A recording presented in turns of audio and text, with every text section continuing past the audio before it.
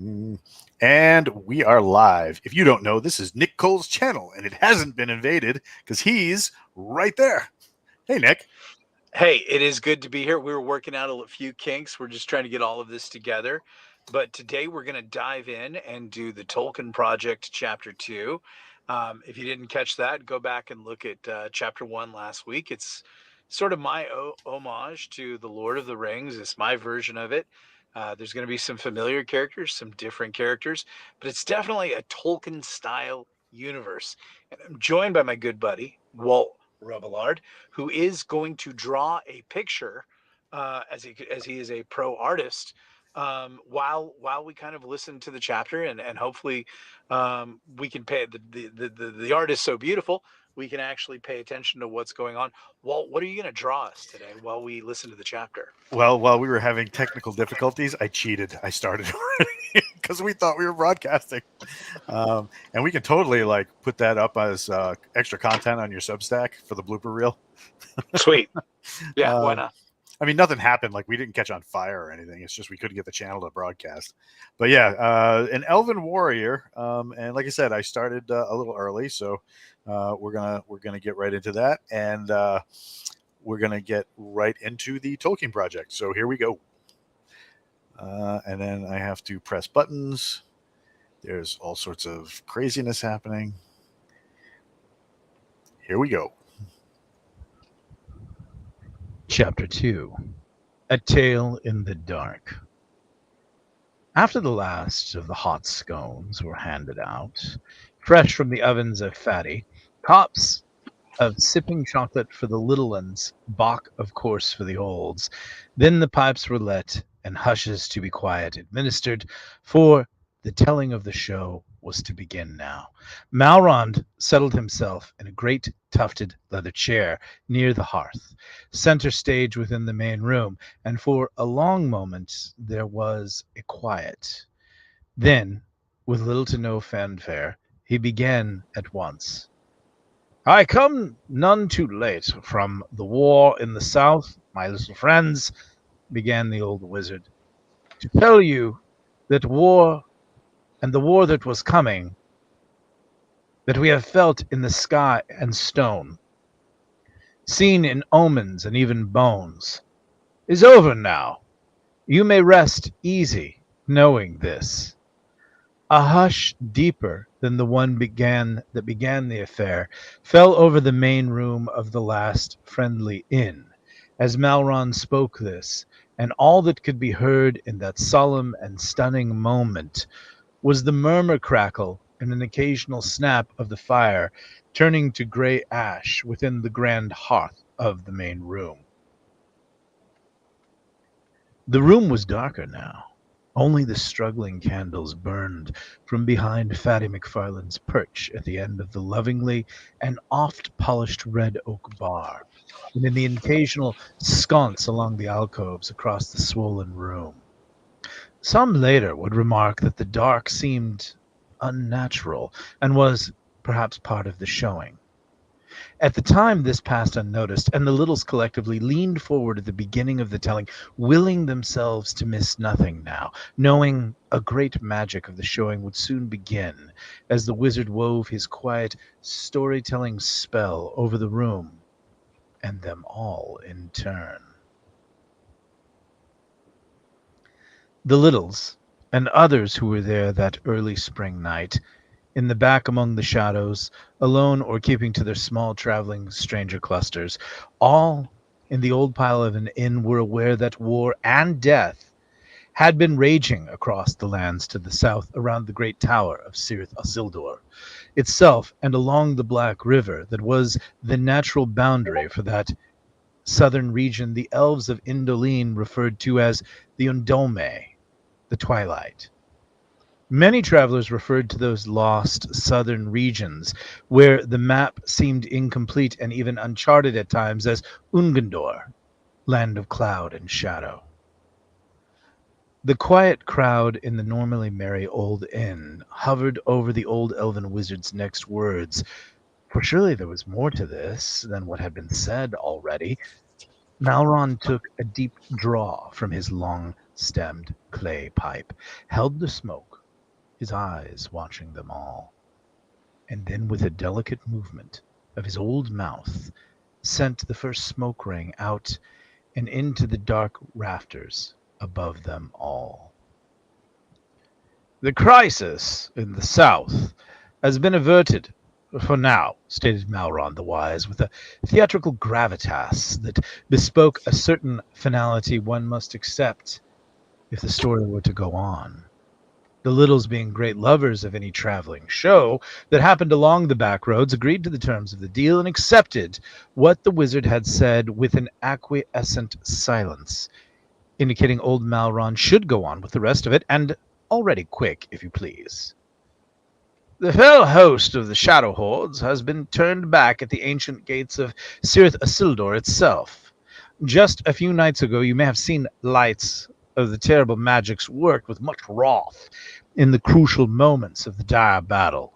Just the other night, in fact, a long night, if you will remember so, that it is, if there ever was one such as that one, a night in which those of us standing the watch against the coming shadow on the walls of the great tower guessed perhaps all was lost, and we had seen our last day, and even the last days of all days to be seen by such as those who walk the gentle lands." Yes, many of the Littles would later remark, the night had seemed restlessly long. There had been tossing and turning.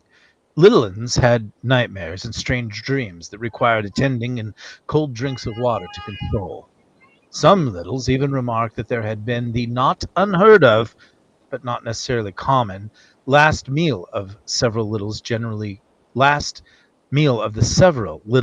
generally consume per day, second creepies. A light comforting snack of catch can from the larders to see out the last hours until dawn and bacon.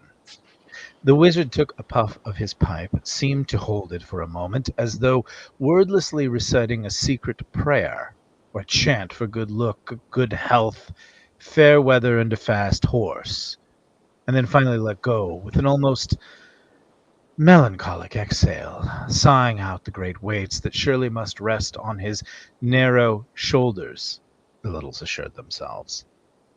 Angelic blue smoke floated out from the wizard, its tendrils reaching among them, falling to the floor, rising into rafters, seeking the shadows. The Littles breathed a sigh of relief, and some even hoisted their mugs and took deeper draughts than usual. This was indeed good news. The hordes of the shadow defeated. "I was there," announced the wizard to tell them all. No one had asked that, but in hindsight of the statement, it seemed the most natural of questions to be asked by ones not just seeking information, but dying for its full reveal. And the tidbits and morsels must surely fall like so many crumbs of the inn's famed lavender crumble scones travelers from far and wide made detours just for. One of the little uns, a younger one, even more hot-blooded and rash-tempered than quick with his fist Shane McPhee, suddenly spoke from the dark floor where those of that age and stripe were gathered betwixt the main body and the old mage, telling the show of what had happened there to the far and misty south. And even as this young one spoke up, rudely interrupting the proceedings with something about the elves and their swords, Malron's continued smoke wafted through the room over them all. Everywhere there were thin smoking tendrils, like clever little garden snakes there in the stuffy atmosphere above the curly-headed little heads who stared in rapture toward the wizard at the hearth, half lit by the simmering fire, half in the shadows by the darkness of the room. His face looked old now, they would all agree, older than the last time they'd seen him come this way. And how long ago was that, some wondered. Time's a funny thing, answered others. Careworn and weather-beaten by many years on the road was the cause agreed on by all in the conversations and dissections that followed the days of the showing of the tell, as though some greater work than had been guessed at was behind the old elf now. Though Melron was clearly Andari, noted by the long pointed ears, he seemed the opposite of that fair and noble race with their smooth features and almost almond eyes. Where he aged, they, other elves, did not. Where the bright sun did not touch them, it had carved deep lines in Malron's long face and brought bags to be under his baleful dark watching eyes. Time had bent the long nose that stared down upon them. Some old scar left barely visible ran down beneath one large, sad eye. His eyes, they were dark like burning coals, where the average Andarian elf tended toward blue and blue-green eyes. And in this, too, he was different than those of his kind. And of course, his eyes were not at all like the royal green, burning like living fire in a fantastic jewel beyond price, reserved for those of the house of Aeron. Those ancient wayfaring lords and founders of fair Indolin by the sea had such eyes, and to have such eyes of the royal line, for a little, even for a moment to have seen it in a lifetime, would have been considered a blessing to be noted and measured, a life event much talked about over field and farm and festival across the young and long years of the littles, which at best reached 137, and even so special as to be noted when death came, as it had been noted for old Ori Farbanks, the former mayor of Sheepshead, who passed just 5 years back. Even the elves, merchants who seemed something more than just merchants, had come out for the burying of old Ori, staying just the day and gone with the night and the mist from off the coast. But those royal greens of the line of Aeron were not the eyes of Malron the Wise. His eyes were dark and glittering with tales, mischief, and yes, jokes, or at least funny stories for the most part. Sometimes there were sad eyes and staring eyes, seeing things only imagined when no one was watching him, which was a mistake when in the company of littles. Littles may be many things: silly, practical, laughing much, stuck in their ways constantly, angry about nothing just for the sake of it, faithful unto death, quiet like thieves when they meant to be, and occasionally mad. Littles were always watching. It was their nature to do so. The littles knew the old elf as Malron the Wise, but they also knew he was known by many names in other quarters, even beyond the lands of the elves. Greystaff by the rock dwarves for the gnarled old ironwood he carried wherever he went about on his travels. Whisper Tall Hat by the strange and silent children of men far to the north. Gothminion, some in the ancient Elvish, older than Indari. That was all but forgotten these days by most, but that was an unconfirmed rumor that had only been heard and handed about, and it seemed a strange one. A strange name for one such as Balron, and there were many other names suspected and even hinted at. But as far as the littles were concerned, Malron was friendly when you thought about him, and there was always a certain much-needed excitement when he came about with his tales and spells and good talk. He remembered your business, though you might not talk with him for a year or even 5 in a stretch of seasons. He knew what you were about and what mattered to you, and could speak and question at length regarding your affairs. And of course, he always came around at harvest, and when there was great news afoot in the lands. The things said during his visits would keep the villages and hamlets of the littles going for weeks at least. Malron continued as the fire murmured and the smoke drifted heavy from his pipe, though he had not puffed it and instead wove it about with his long and crooked fingers, sparking with many strange runic rings, and one ring that was uncommonly beautiful.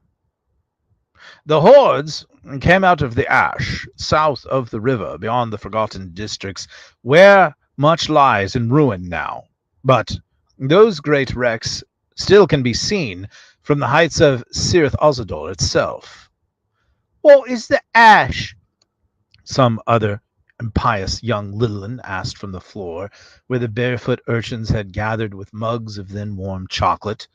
The older littles erupted with a hiss of shushes and an explosion regarding the impetuous of youth, the abundance of bad parenting, and common lack of manners these days, when you took count and measure of the state of affairs and all. A look crossed the old wizard's face at this second interruption, like some flashing brief summer storm coming across the waters when you liked it least. This was because Malron did not like being interrupted when he was about something. That was clear. But the look was clearly gone as soon as it had come, and the wizard obliged the question from the floor, smiling briefly as he did so. Some would say it was not a warm smile, but that may have been due to the subject matter. The southern wastes, where the map was shadowy and things left botheringly unsaid, was a place and a source of irritation to many. "The ash is a low and broken land, burnt by great and terrible magics from the days of Inthol the Bright. But that was long ago, when great monsters heaved about the land and caused much trouble. Now, the silent place is little but wretched blight, where the low shadow hordes hunker, avoiding the light when they can, preferring to move with the night and the moon, to seek their mischiefs and murders. Goblin tribes coming out to raid and strike fear into the hearts of good people everywhere, if they can violate the waters of the river and the watch at the tower. My order has long kept an eye on these lands, and it was a year ago this time we first heard the war drums rumbling from the deep ruin there, even though we dared not tread that far south into the southern wastes often. Rumors and tales that a new war leader, Kahuz Ugul of the Black Feather Orcs, had come to power over that land and was looking to make trouble farther north for his sleeping master. Binding the boiling tribes beyond the river itself into their ancient hordes, this new foe called for great war against our peoples, and dear Indolene itself, if such folly can be imagined." Now, this was shocking, and the littles gasped in horror at the thought of what the wizard had just said. Orcs attacking Indolene? That would be the very definition of dark times indeed. For a long moment, old Malron mused over some matter just to himself, stoking his pipe with short breaths, smoothing his long gray beard with a long and gnarled old hand. And then he began once again, oblivious that the littles had exercised so much patience during this interminable pause, and not just interrupted into a chaotic chorus of questions hurled like summer maters when there be too many for anyone with sense. Long did the council work to forestall Kahuz Ulgal's efforts, but it was soon clear enough what the Black Fiend's intentions were.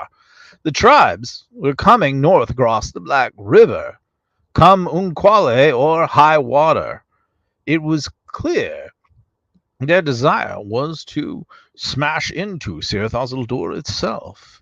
If they were successful, then Indolene's southern port of trade toward the lost lands would be gone, and he who is not to be spoken of would grow greater still in power as he slumbers. To lose the tower would have been a mighty blow against the Emerald Throne itself, and the doom of us all.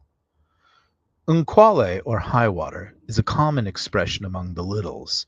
Unquale is an ancient elven word for agonizing death. Malron's usage was in keeping with the littles' usage of it, as a flooded farm was just about as bad as an agonizing death to a little. They could not abide waste unless it was August maters. By that time, they were giving them away, making midnight raids to deposit bushels of them under their neighbors' steads, or ambushing small bands of road boys to ward them off from the melons the rascals would cut the hearts out of to eat in the heat of the day or the cool of the misty late nights when they went a-roving before it was time to marry and settle, seeking such adventures as to be had, knowing the time for such things was indeed short. The littles drew in a deep breath, and all at once began to babble in fear as the wizard paused and surveyed the impact of his words. on their terror-struck faces at the fact that the gentle lands were in jeopardy. What's this knowing? How'd this happen? We were almost done for. And it was at this fearful moment that the showing of the tell truly began. Suddenly, and much to their amazement, above their curly heads, there in the smoke hanging amid the rafters with the hams and other lanterns, drifting charcoal images of some vast horde of foul orcs and lesser scheming goblins could be seen marching through the mist the smoke of Malron's pipe had created, just barely as some light show of traveling players working in puppetry might. But this, in an otherworldly ash, charcoal, and blackest dust, began to show the littles and those in the inn that night the ferocious anger as orc and gob carried torch and shield forward, silently chanting their marching songs and war cries, axes and swords forward in battle, ready for mayhem and slaughter. There were other beasts of the nether, dark among their host, as shown in the image of darkness and smoke up there, the candlelight making it all seem more real, more alive inside the inn. Terrible troll lords with demonic eyes and savage strength, dark beings of such wrath and terror, marching above the littles. Some, and not a few, hid their faces. The trolls' fiery glaring eyes alight with mischief and deviltry.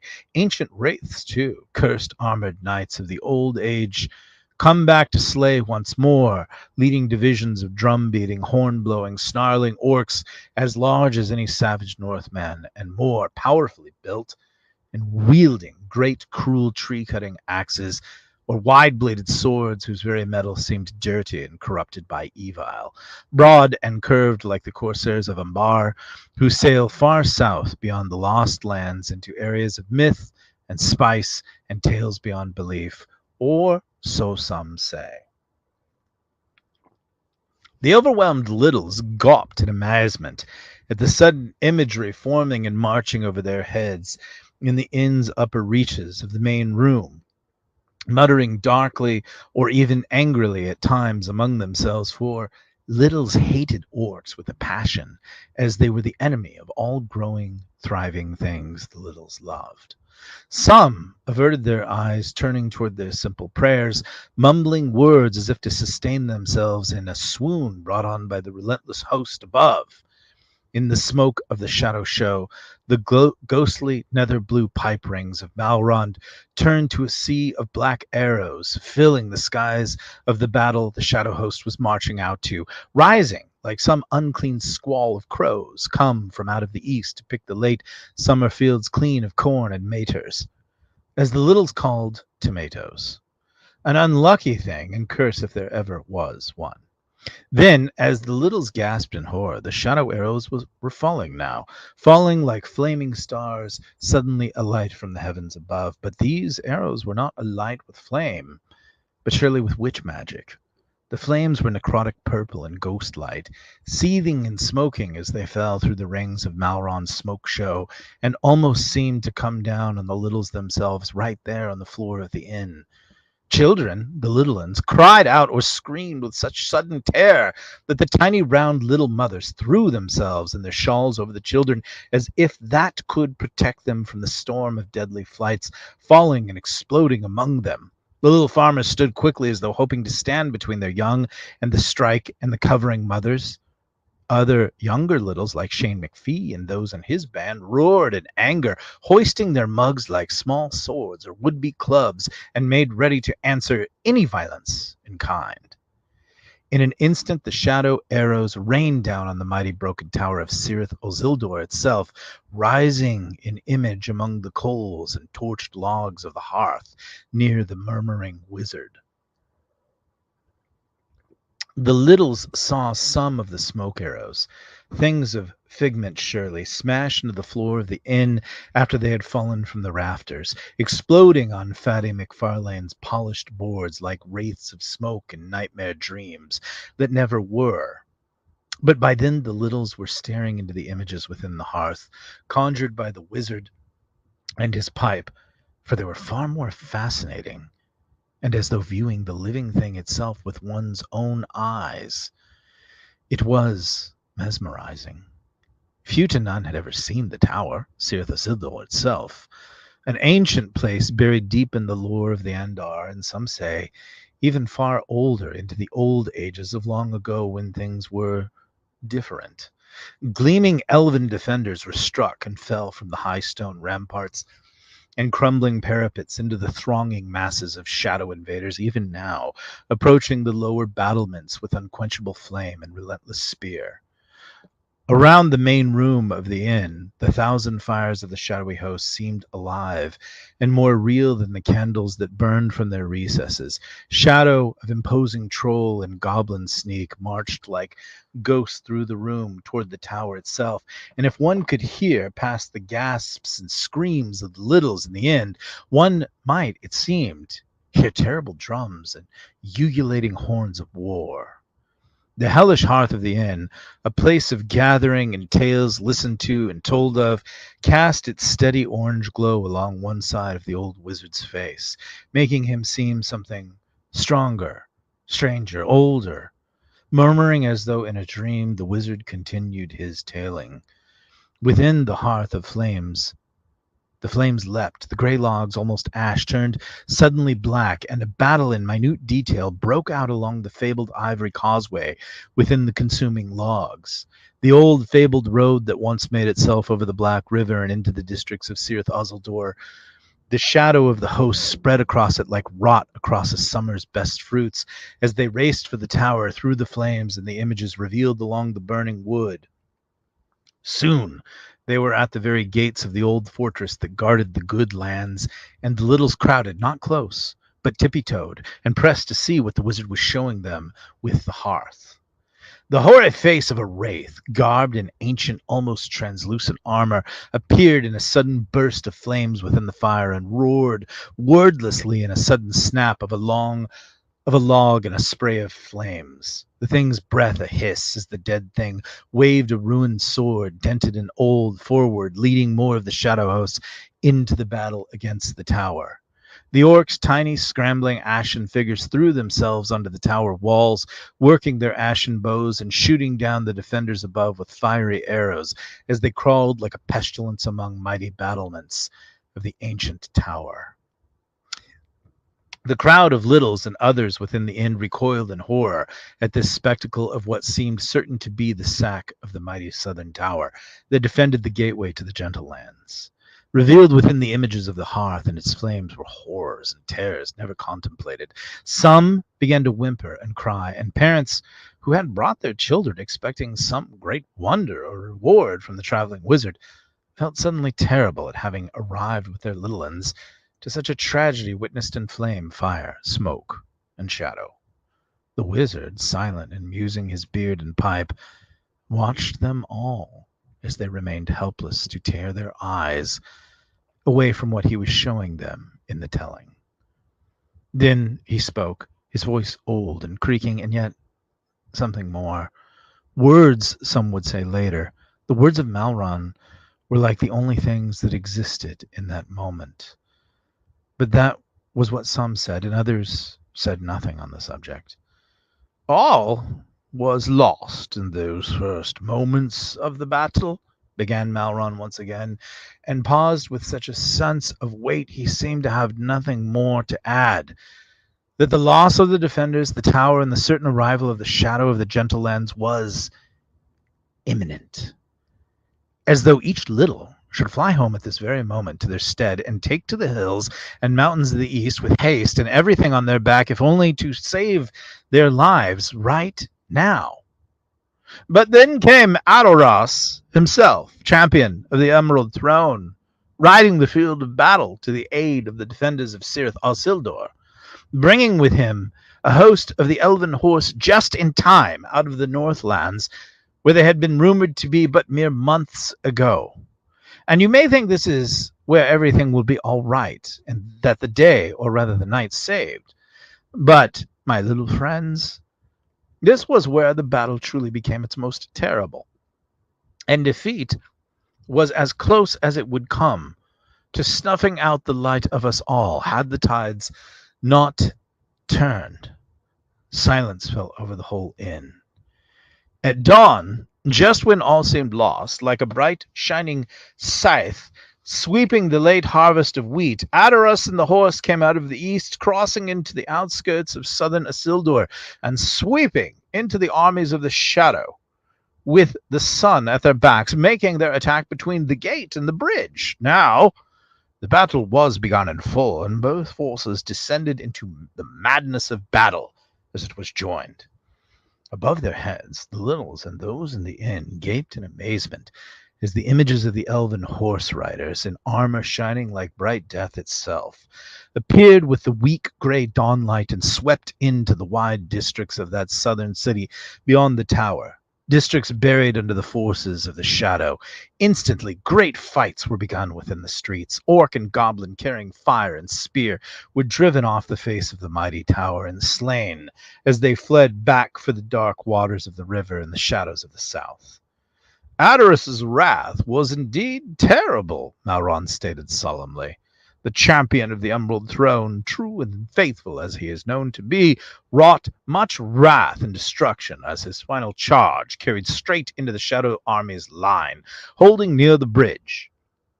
Even the trolls and wraiths who make their homes among the broken rock along the Forgotten Coast were carried away like so much flotsam in the spring flood that was Adoras's triumph on the field that day I have just come from. Malron made some gesture, suddenly with a deft movement, tossing his drink into the fire, and the flames within the hearth exploded, sending showers of sparks and smoke rising into the inn.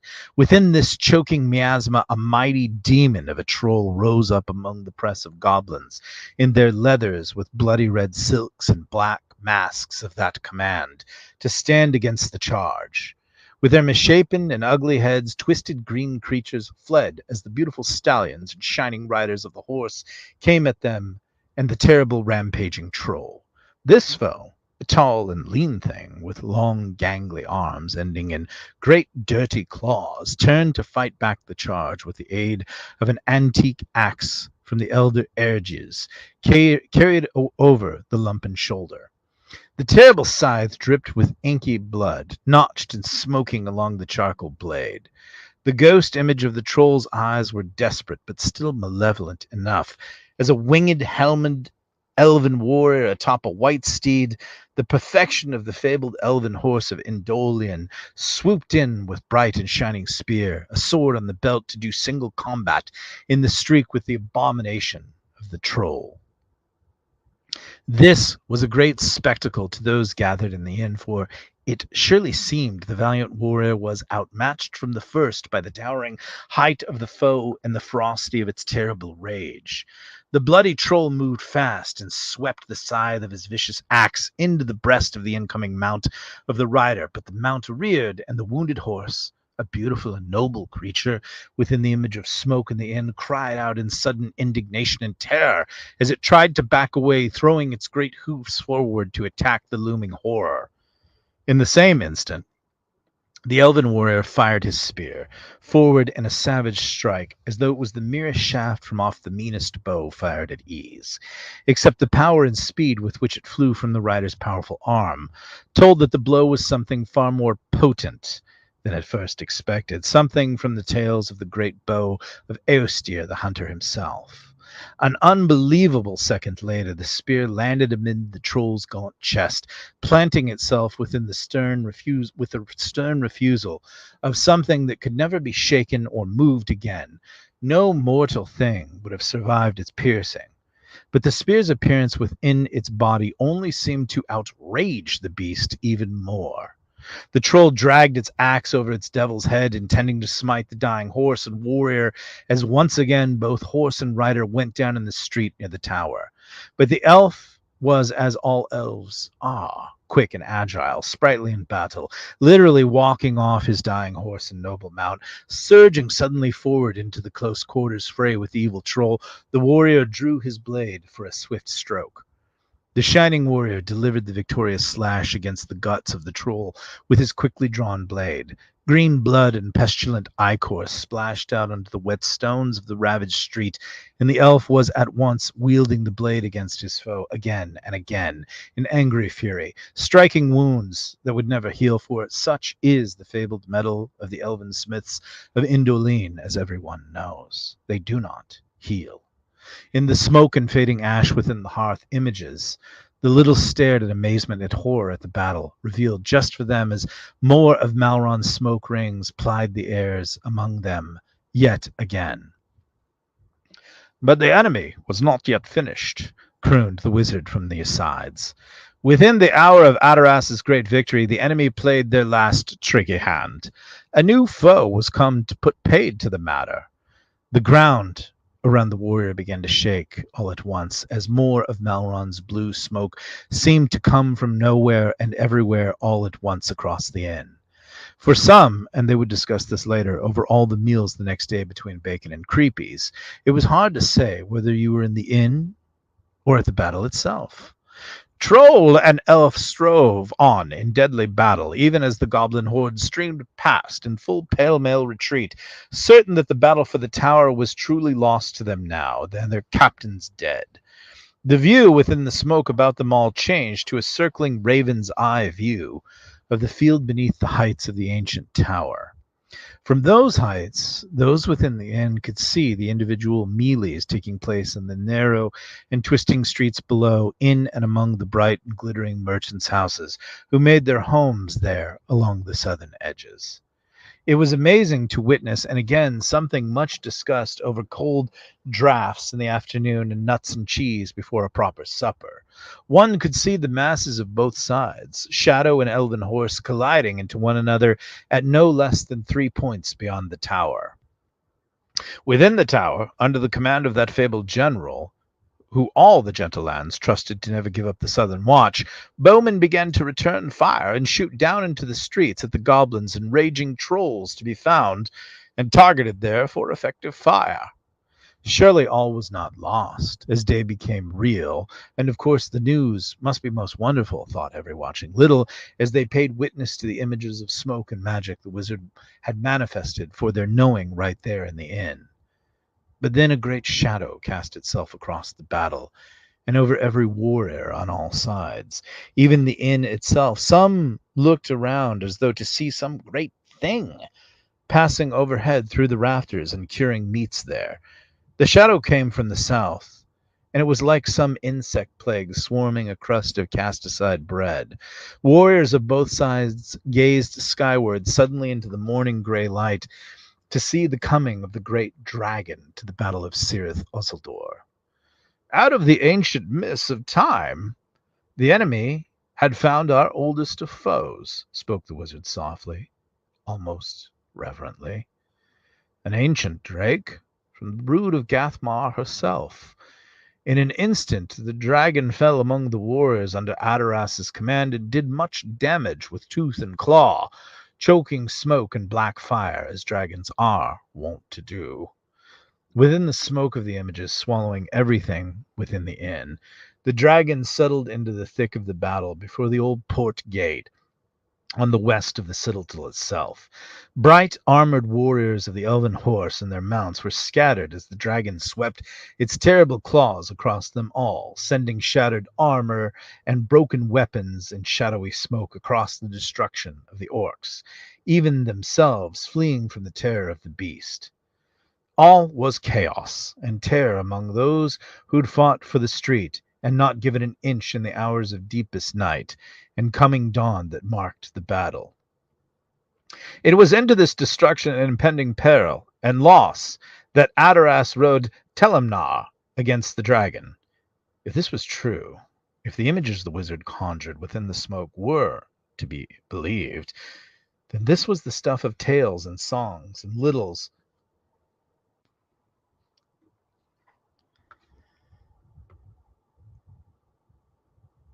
If this were true, if the image the wizards had conjured within the smoke were to be believed, then this was the stuff of tales and song, and the littles were seeing it here, above and among them.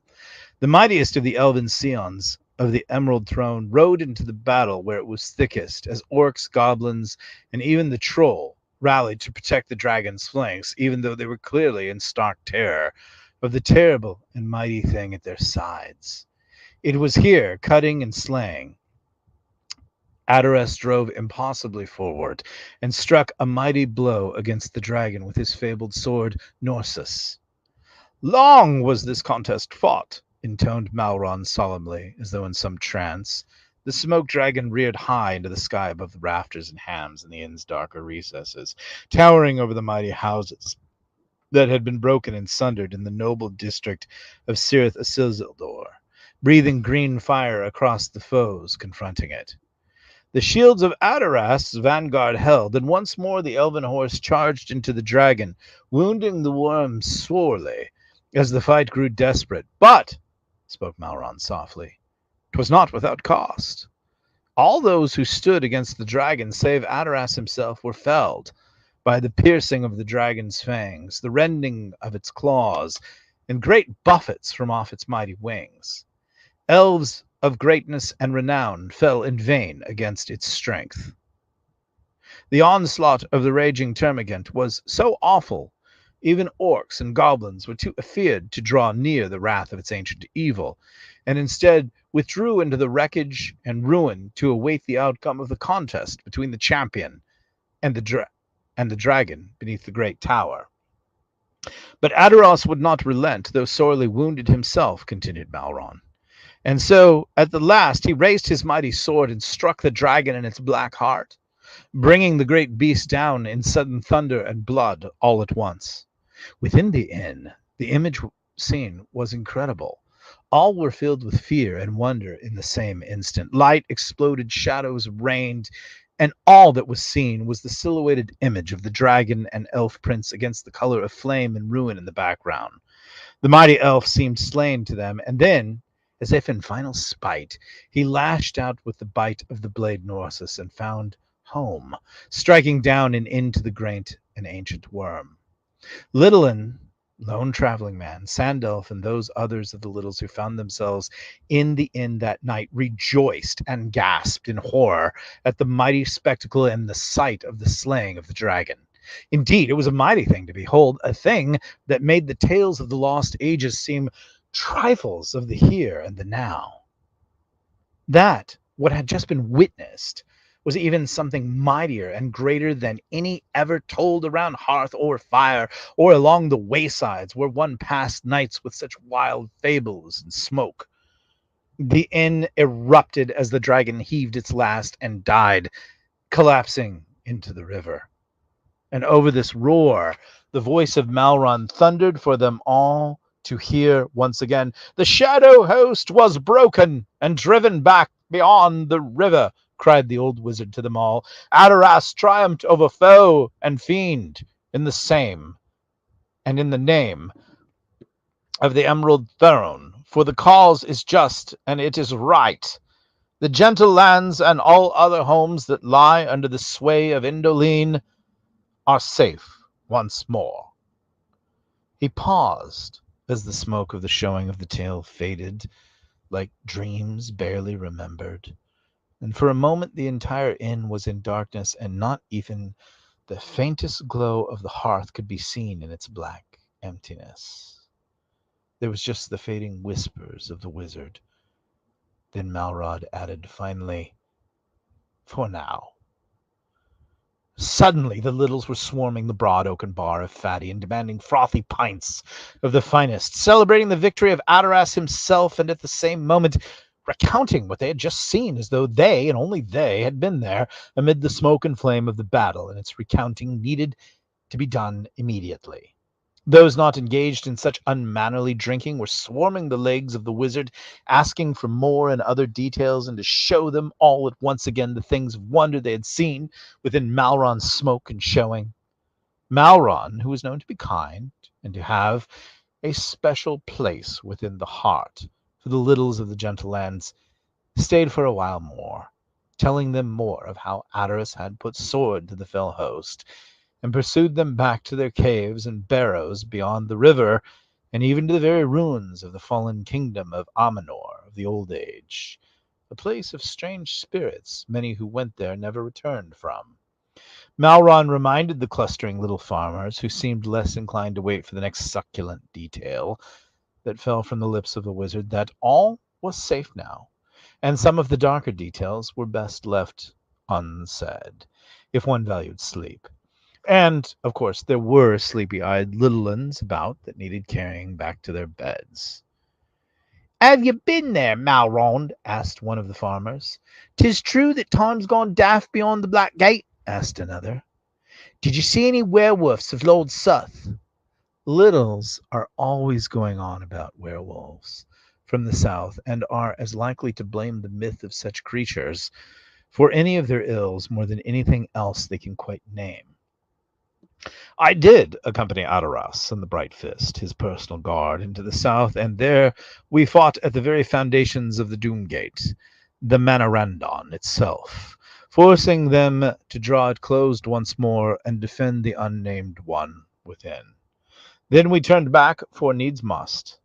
Adaras is now to appear before the throne, but bid me come and bring you this great news. Will he stay, Malrond?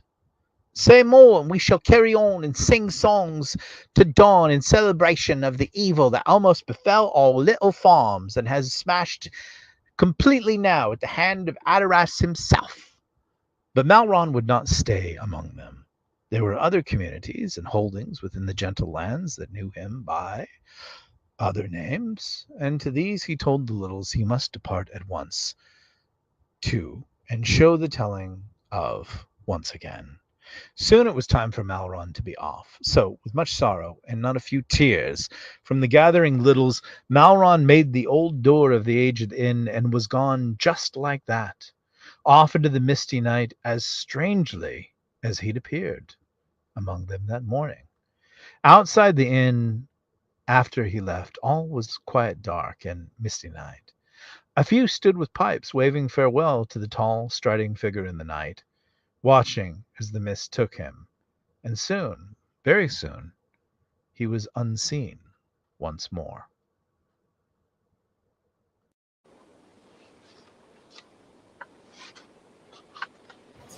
And there we go. Nick, you still there?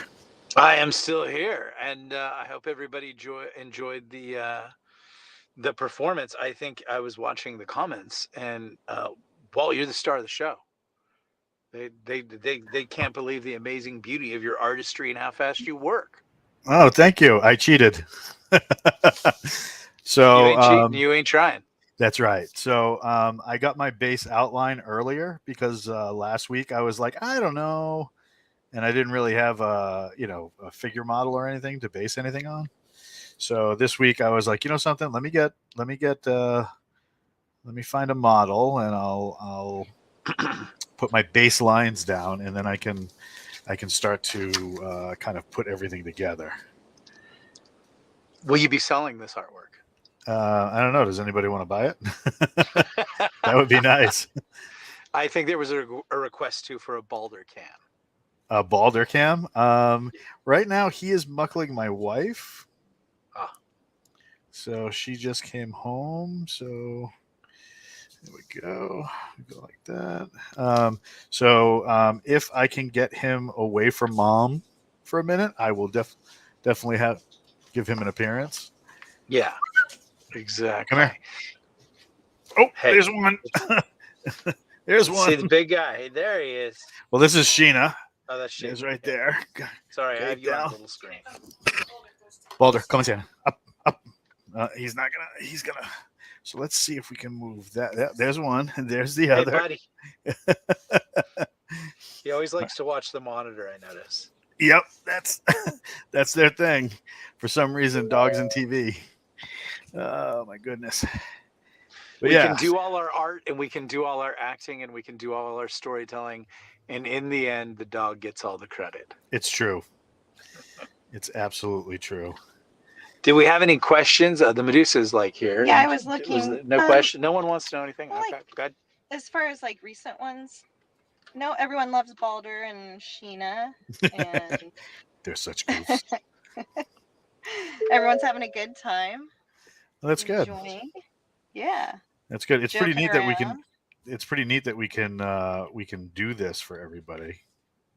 Yeah, it seems like a hit. This is fun. I think people enjoy it, and it's like a little story hour. And like once we acquire a lot of episodes, and we have several episodes, then people can kind of enjoy themselves and listen to them in succession. Or I think Charita Gunter even said that she would like bedtime stories, so maybe we can maybe we I can think do some that. people seconded that motion as well, it seemed like. And apparently, let's see, Sparky says we love you three too, don't worry. Okay, so thank you. We're all Nice. let's see, what else? Wondering how Nick avoided becoming a narrator, from Leo Vaccaro. I did narrate one book that you can get on Amazon, which is the American Wasteland Saga. As Audible asked me to actually read that, and so I did that. And it was narrating is a very difficult experience. It's like quite a workout.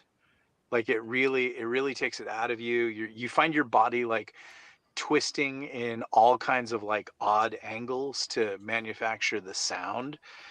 And you end up doing it like, and it's kind of a start stop process, and the editor wants to get it right, and you have to keep and so one day is fine, and then after several days your body gets like, your throat begins to break down, and you still got to do more and more chapters and hours and things like that. And so like I've found that the few times I've had to do voice work or narration work, because I've done some video game voice work too, like you really go in and give it your all, and you're kind of like, you're done, you're spent. And as a writer, that kind of gets to be the hard part, because you can't be done. You still have to go home and do word count and all that kind of stuff. But I would say voice acting is some of the toughest work I've done. I prefer to just sit here and write. The way that we record these is the Medusa and I go get coffee, usually on Friday afternoon or sometimes Thursday afternoon if we're being super proactive. And we then we go and record it. This was like a long chapter. I remember this took like 45 minutes. four. Yeah, like I remember thinking like, oh, I've got to write shorter chapters for a living. It's just going on and on and on. So it's good for you. It's good for speaking and things like that. But you got to have like I do this whole British vocal warm up. I had a vocal. I was an actor after I got out of the army in Hollywood, and I had a sort of like, I think it's Meisner technique that I would use, and it's all this ridiculousness. And then I found this sort of like RADA, which is Royal Academy of Dramatic Arts in England, this vocal warm up that you could do. And that usually, like if I do that, I really wish I did it every day. I wish it was part of my workout. I think my voice would sound more awesome like yours does, Walt. Ooh, thank you. Then, which everybody's requesting that Walt record the Hard Target Tyrus Rex series for GE. Then I think that my voice would be in a better place just for the endurance of recording a book. But it would also just sound nicer on it. I actually not a really big fan of my own voice, actually. Really? Leo Vaccaro is, because then he went on to say, because if you had become a narrator, you would be Luke Daniels' R.C. Bray demand level. Oh, that's very nice. I'm out. I'm done. Sorry. See you later, Jason. And he thanked the Breaker of Karens for coming in. That's me. That's Medusa. Yeah, she waged war with many Karens over the 2 years of COVID. The Medusa is not to be cowed. And James Bowling says he will check out your narration. Yeah, please do. You can find that over on Audible. Sparky, it's your voice, the American Wasteland trilogy, and it's fun. Narration is fun, but if you've decided to make your living, writing, like Walt is an outstanding artist. But he writes books, and writing books takes all day. And so if you do other things, it kind of cuts into the word count. But Walt, this art is beautiful, man. Oh, thanks. Yeah. So far we're getting there. I mean, she's coming out pretty good. Yeah. She's got is that a sword? Yeah, it's a sword. It's like a spear thing. So the elven sword spear.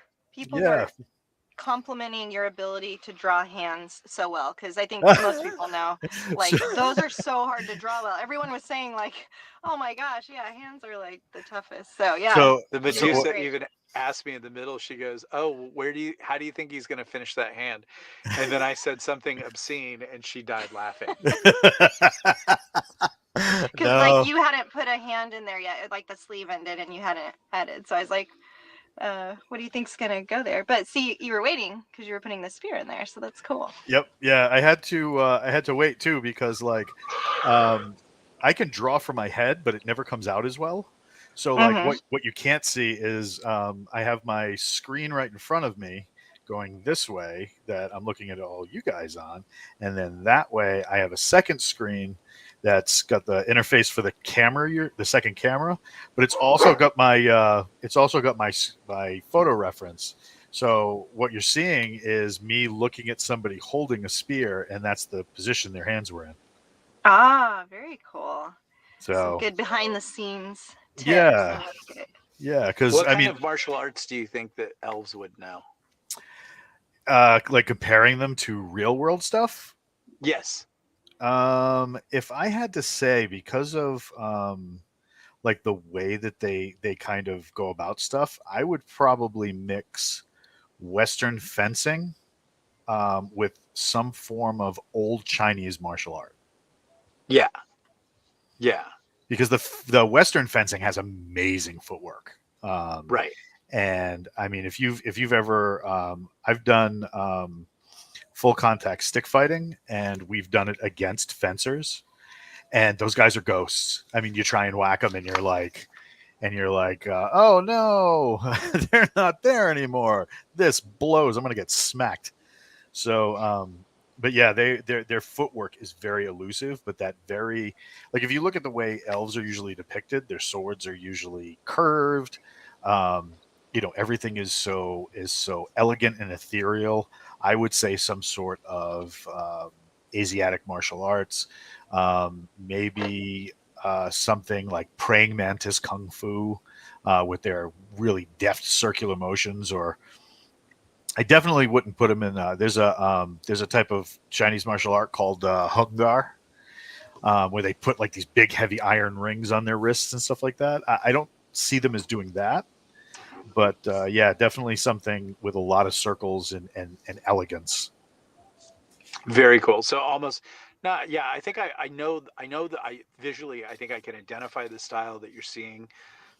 Probably nothing, hard like judo or kung fu, Yeah, yeah. So something much more redirectional, I think, is the way that you're thinking. yeah, maybe Baguazhang or stuff like that. The stuff that focuses on your breath and whatnot. I could see them doing stuff like that mixed with some And sort of fencing. and the spear with the little red tassel, that was big in those arts. Oh yeah, Yeah. oh yeah, absolutely. Yeah. Find 'em all. Leo is relieved to know that it is definitely a female elf, because earlier he said, "Is it wrong?" He said something like, "Is it wrong if I want to buy the female, elf a drink?" And then he was like, "Wait, what if it's a dude?" Oh no! So everyone was relieved that it was indeed an elven chick. So it's all good. I think, well, it's October now, and I think it's Mission 22. That's So, November, I like, think, right? oh, is that November? Oh, Yeah, nice, I think that's November. nice going, Nick. But I was we can gonna get ready. Yeah, I was gonna say you could finish this up and we could auction it for Mission 22 Oh, right if on. someone wanted it, and you could sign it, and Balder could put his handprint on it, and you could send it to me, and I could sign it, and then Oh, the that would be Medusa awesome. could kiss it, because everybody likes Medusa kisses. And because now that's what's happening with my books, when they're like, and make Medusa kiss it, and I'm like, okay, and then because she is the kind of person that she is, what would you call that? High functioning autism, Asperger's. Type A, at least. Type A. She gets all like, well, is it the make this, and I've got to put on, like, I'm going broke on lipstick just for her kissing stuff. I'm gonna have to get that. I'm gonna have to get some cheap ass, like not Maybelline, but like CoverGirl. the Russian Wet and version. Wild. the Russian version of like CoverGirl, and then it's CoverGirl's just as good, You put on, maybe give you lip cancer, you make kissy faces. And I thought I had it bad with your boy over here that you made famous. Oh, did we lose you, Nick? Nope, I'm here. Oh. Can you hear me? Yeah, you sound muffled. Okay. What happened is the car turned off and I lost the speaker. Because that's the kind of pro operation we have here. We at Car Sound Studio. So let me hold on. Let me re-engage my speakerphone. Okay. Can you hear me now? Yes, crisp and clear. Okay, much better. What was the question that was asked? I was going to say that your boy Balder for a while was kind of working me out of house and home because I had to keep buying ink pads because people were sending me their Madame Guillotine books and wanting him signed them. That's very cool. I know that what we're hoping to do, like we talked about in the meeting today, well, I don't know, that was a meeting before you jumped in the general meeting, but Jason and I want to sell 40,000 physical copies of our books because that unlocks possibly a certain feature in Hollywood to get a sort of like a streaming or movie deal. Really? So with the upcoming series that we're planning on Sergeant Thor, we were like, well, what if we just do physical copies? Ooh. Instead of doing ebooks, like see if we can move the 40,000 copies. And so I know that if we put Balder in there, then everybody will buy it. We put Rex, in Forgotten Ruin, so we can move Balder to Forgotten Ruin. There we go.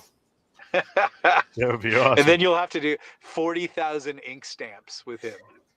It's funny because he's getting older, so now he's less tolerant of me grabbing his paw and putting him in ink. Yeah, you would have to drug him. But your wife probably has some good pet tranquilizers, right? From work. No, she's got technique. I would just drug him and then roofie him. Roofie your dog, Walt. yeah, that'd go over well. So that you can use it for autograph purposes. I think that will get PETA. I think PETA will now have this YouTube broadcast deleted. So Gavin Bradley on the chat is asking, what is the Tolkien Project? I think that's an excellent question. The Tolkien Project is basically, for about 2 years, over on my Facebook page, I've been doing these meditations on all things Tolkien and, selecting passages on Saturday. And I'll just kind of do some riffing and thinking about stuff and everything like that. And people have dug it. I did that because people were giving Tolkien a hard time because of the culture wars and stuff like that. So not diving into that. I just really like original source Tolkien. And I think one of the greatest things that you can do, and I think we all like Tolkien and everything like that, is to tell your own stories inside of it. I think a lot of people I'll hear when they get a publishing deal, they'll go like, I'm going to make my own Tolkien, but it's going to be this. And it's like, okay, whatever. And then they set about doing a lot of reinvention. Instead, I chose to use this to approach this project by using a lot of the Tolkien words because there are Tolkien dictionaries online, and then drawing from the classic characters and then possibly the archetypes and then possibly putting them in new roles. So basically it's I don't know, like what we would think about in comic books as a what if version of Tolkien. So remember they would have what if Wolverine was, in Legion of Doom? I don't know.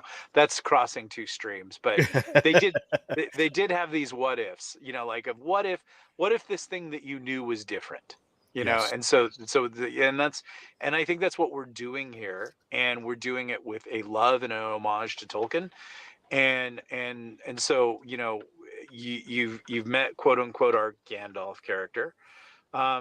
If you're kind of listening carefully, you might detect a few differences among the familiarities. Next week, I think we're going to meet our Aragorn character, and that'll be a little different. And we've met our quote unquote hobbits. They're called Littles. and because you can't use the word Hobbit because it's copyright protected and everything like that. But you can't, it's this kind of civilization, and it's cute and cozy and everything like that. And so we are going to tell a Lord of the Rings style story. And whereas Lord of the Rings really does concentrate on the One Ring, spoiler here, what I'm going to talk about are all the rings, and specifically with respect to war. So like, if you want to kind of look at, where we may be going, what you're going to see is what would happen if all the rings got together and fought each other. And that's what we're going to look at here, with still talking about the themes that Tolkien talked about, which is, power and corruption and goodness and faithfulness and trueness and evil and the corruption of the soul, but in the fun aspect with orcs and elves and slaughter and dragons and balrogs. And I think I'm going to go some places that Lord of the Rings didn't go. It hinted at it in the greater works, but in the story itself, you only got a few tastes of some things that I think people wanted to dive in harder on. And I think that's what we'll be doing.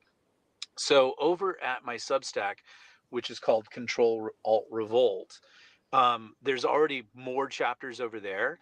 And if you're a subscriber, you can actually hear the narration, or you can just read it for free. I can post a link in that later down here when I go through and edit the video and modify It's actually it's scrolling right now, so it's been it. Oh, okay, scrolling the cool. entire time. Yeah, so thank you, Walt. You Yes, sir. are, as Ian McKellen said, you're a wizard, Harry. You're a wizard. Gavin Bradley said Southern England-esque hobbits. Yes. Because of their voices. Yeah, that's right. You know that. There's lots of little fun Hobbit voices. I was a hack actor, so I'll always make a bad attempt at everybody's accents. Also, Sparky has a question. When is KTF Part 1 coming to hardcover? Do you know? I do not know. That is a Jason question, as he runs the business of the show over there. So maybe we can have It would be fun to have Jason come over and record this one time, because Jason does great voices. So that would be fun. And he could answer those questions, but maybe we can answer that on the KTF podcast on Friday. So it's just that's just what it's going to be. And I think you'll enjoy it, and we're just having fun. You can get it over. You can go ahead and dive into all the chapters over at Control Alt Revolt. You can even listen to the narration if you just want to pay like a little subscriber fee, support the work and all that kind of stuff, or not. I'm going to keep the YouTube channel about 6 weeks behind the Control Alt Revolt audio. You can go over there and read the chapters, but if you want the audio, you got to subscribe. So that way we benefit the subscribers. And we're also planning on doing a book club, which we've already done one, and we owe a book club for this month. So we'll probably do it on the YouTube channel. So, that is all the things that the Tolkien Project is. The Tolkien Project is just a loving homage to J.R.R. Tolkien. And I think sometimes the most loving homage that you can do is to create in the likeness of. Not out of sort of, I think, what themes that Tolkien would touch on, which are vanity and ego and corruption. No, to do it as an admirer of it. And I hope I don't deviate from that in any way, shape, or form. I think that whenever anybody reads it or listens to it or whatever, they go, man, this guy really loves Tolkien. And that would be a huge win for me. And I think it'd be a win for all of us. I'll stay away from the current controversy and just say, isn't it great when somebody loves something? And Absolutely. That's all I have to say. Yeah, and that's it. Is there anything else? Let's see. There was Sparky just named an NPC guard captain after you, Nick, for the game. Okay, sweet. I like to always end up in people's D&D games. I always want to be the fat guard grinding out his time on the watch, who you can always give him the name Chungo. Chungo will always be me. The veteran who took an arrow to the knee and decided just to opt out of all conflict. And any lover of donuts, that's me. Lover of coffee, a wizard who loves coffee, a paladin who loves coffee. Those are always me. Sharita Gunter said Jason would just kill off the characters, LOL. But then I know. Leo said Sharita Gunter, Nick is the character killer. What? Jason tries to What? save them. What? That's how the Legion No. commander died in Galaxy's No, Edge Volume 1. Jason is the homicidal maniac running around with a pen, killing all of your favorite characters since the beginning. It's not me. When I killed Owens, it just broke Jason's heart. He just like quivering lip. He looked at me. He said, "Really?" And I go, "Yep." Yes, and do you want Yes. me to kill some Yes, and I can kill other characters, Jason. That'll teach you to ask me to write chapters. He never lets me get near kill. Never. more? Oh, really? Oh no. Not unless he has ironclad assurances. But I did kill one time. It just I think well, it had been revealed, yes, kind of. But Keel dies at the end of Savage Wars, but then he ends up on Kill Team Ice. So We don't judge. yeah, Was X always intended to be a villain? no. X is my homage to John le Carré characters and John le Carré novels, and I thought X would be much more of a sort of a Gandalf character, a little bit enigmatic, and Jason made some very good, solid arguments about why X was a jerk. And as the story morphed, I agreed with Jason when you really looked at the actions of X, sort of doing this sort of globalist deep state game of we're doing, you're all going to die for the greater good. Well, I don't agree with that. But initially that's how he was written, and I kind of liked him, and he was he's a very cozy character when Gavin he starts said off. he was his favorite character. Yeah, X is great, man. Yeah. Go Team Oh, X. Sparky has a love-hate relationship with X. Yeah. But he is one of the most Yeah. interesting characters. Jason hates X, just like with seething rage. Jason hates They're saying X. you threw Jason under the bus on one of those. I didn't quite know Which what they one? meant, and then they're like, "Yeah, I heard the thump of the bus driving over Jason." Oh, when I said Jason kills everybody. Oh yeah. Yes, it's true. Everybody, Jason kills them all. You have to watch out for Jason. If you leave your precious Star Wars figures around, he's gonna microwave them. He's gonna make them fight the Rancor, which would be Balder. Balder really only likes to attack his mummy plushie. It's like this little mummy we got him last year for Halloween, but we didn't want to get him something he would destroy in a minute. So we got it like an armored version, and he's been trying to. The two dogs were actually fighting over it today. They've been trying to destroy it for like the last year, and he guards that thing like crazy, but he beats the crap out of it. So true to form, because in GE he's kind of a cleric, he's kind of a priest, so he's a cleric. Oh, he knows what's up. Yeah, he wants to smite the undead. He smites me a lot of times. I go to hug my wife when she gets in the door, and he comes from wherever he is in the house, and he's like, "You need to leave room for Jesus." And but you're kind of undead. You're kind of a golem, aren't you? The amount of times yes. you've been rebuilt. So oh he's my God. he's just detecting your level of undeadness. Yeah, I'm unnatural now. I'm not supposed That's it. Your be dog's a anywhere near cleric, and he thinks that you need to die. All right, so what are we thinking of this image? I think it's beautiful. I wish I could draw half as good as you. I think that one day we're going to do a chapbook or a sketch. That is a beautiful image, Walt. I mean, geez, oh, peace. That just looks so cool. I can almost hear like sort of that old Baroque music, and like, the chapter house music. Dun dun dun dun dun. That's cool.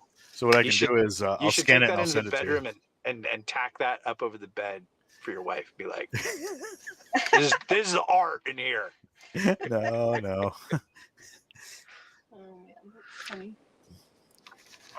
I always do you ever see the movie The Shining? Yes. I always love the art that Scatman Crothers has over the back of his bed. What was it? I can't remember. It's boudoir photography of this beautiful African American woman with the biggest fro in the world. Awesome. It's like Scatman Crothers was just so nice and everything like that. You see him just sitting in bed. He's just got this totally raunchy picture.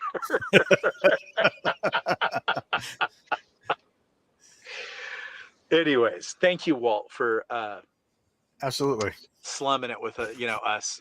You're such a beautiful artist, and we just thanks. appreciate that. And I told Walt I would never say he's available for commissions or anything like that.